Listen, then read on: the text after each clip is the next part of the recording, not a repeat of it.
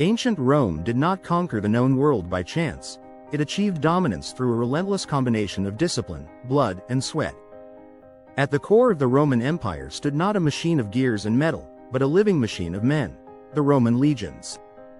These soldiers were trained with uncompromising rigor, capable of marching thousands of kilometers across deserts, mountains, and forests, returning home victorious or perishing in battle, yet never breaking formation. The question arises: how did Rome forge warriors so feared, so loyal, and so effective? The journey from an ordinary citizen to a formidable legionary began with recruitment and ended with the sacred oath that bound a man's life to the empire. In the early centuries of the Republic, the Roman army functioned more like a citizen militia than a professional force. Every free man was expected to defend his city, often leaving behind farms, businesses, and families, with no pay and at his own expense for weapons and armor. Once the fighting ended, these citizen soldiers returned home and the army disbanded. This system worked when Rome was merely a city-state, but as the Republic expanded, gaining new provinces, quelling rebellions, and guarding distant borders, it became unsustainable. The need for a permanent, disciplined, and well-compensated army grew urgent. This transformation took shape at the end of the Republic and was solidified under Rome's first emperor, Augustus, who established regular wages, campaign bonuses, and land rewards after service. Military life became an attractive career, especially for the poorer classes, and soldiers' loyalty shifted from the Senate and people of Rome to the generals who led them. Thus, the Roman professional army was born, an institution not merely for fighting wars, but for living the life of war itself. The Roman legion was a masterpiece of organization, a military structure so effective that it remains a subject of study in academies around the world. Each legion comprised between 5,000 and 6,000 men, divided into 10 cohorts, which were further broken down into maniples and centuries, smaller, agile units led by experienced officers. This flexible structure allowed for rapid, coordinated movement and precise execution of orders, functioning like a living warboard where every piece moved, reacted, and obeyed in perfect harmony. At the height of the empire, Rome commanded roughly 150,000 legionaries and an additional 180,000 auxiliary troops stationed across a vast network of more than 10,000 kilometers of borders, stretching from Britannia in the north to the Sahara Desert in the south, and from the forests of Germania to the mountains of Syria. Maintaining such a force was a logistical marvel, supported by extensive road networks, supply chains, military depots, and specialized officers, ensuring that a single command from Rome could be carried out with precision anywhere in the empire. Before a man could wear the armor and wield the gladius, he had to survive a rigorous recruitment process.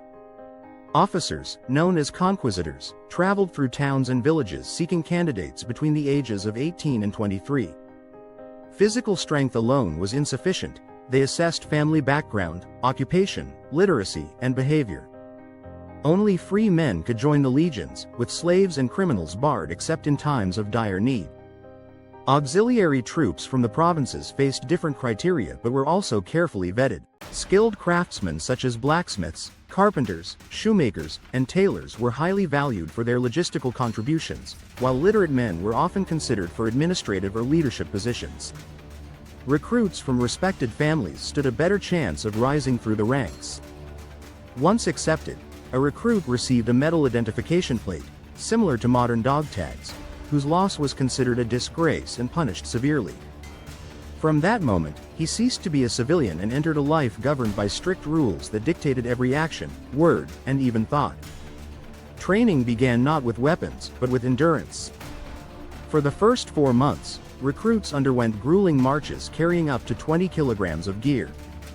Initially, they marched 30 kilometers in 5 hours, but this soon increased to 35 kilometers at a faster pace, regardless of weather, rain, scorching sun, cold, or dust. Beyond marching, they engaged in running, swimming, climbing, jumping, and strength exercises designed to forge both body and willpower. The goal was to create soldiers capable of sleeping on the ground, eating little, bearing heavy loads, and still fighting for hours without faltering. Many failed, some collapsed, others quit, and a few never recovered. Rome demanded not just survivors, but warriors who could reach the battlefield ready to fight even after days of hunger, exhaustion, and relentless marching. Once physically hardened, recruits moved to combat training. They practiced with wooden swords twice as heavy as the real gladiators, ensuring that when they finally wielded steel, it felt light and effortless. Training covered slashes, thrusts, and blocks against stationary and moving targets, always in full armor to simulate real combat conditions. The aim was to make every strike automatic, a matter of instinct rather than thought, for hesitation in battle meant death. They also trained with the pilum, a javelin with a soft iron tip designed to bend on impact, rendering it useless to the enemy. Soldiers learned to throw it with deadly accuracy at the precise moment of attack. Advanced drills included armatura, mock battles with real weapons, under the watchful eyes of veteran instructors, often experienced campaigners who were rewarded with double pay for their expertise. Every movement drilled into muscle memory could one day mean survival. Mistakes were not tolerated, and discipline was enforced with ruthless efficiency. Centurions, commanding about 80 men, bore the responsibility of maintaining order. They carried vine staffs as symbols of authority, using them to deliver immediate punishment for infractions. Falling asleep on guard duty, theft, insubordination, and cowardice were met with severe penalties, beatings, imprisonment, deprivation of food, or public humiliation.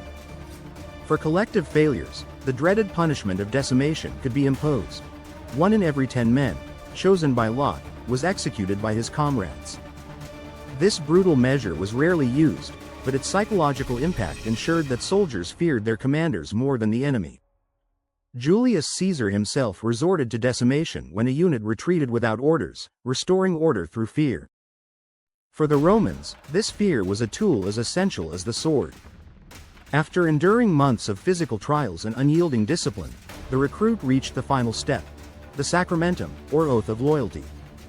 In the Republic, this oath was sworn to the Senate and the people of Rome, but under the Empire, it was directed toward the emperor, the supreme military commander.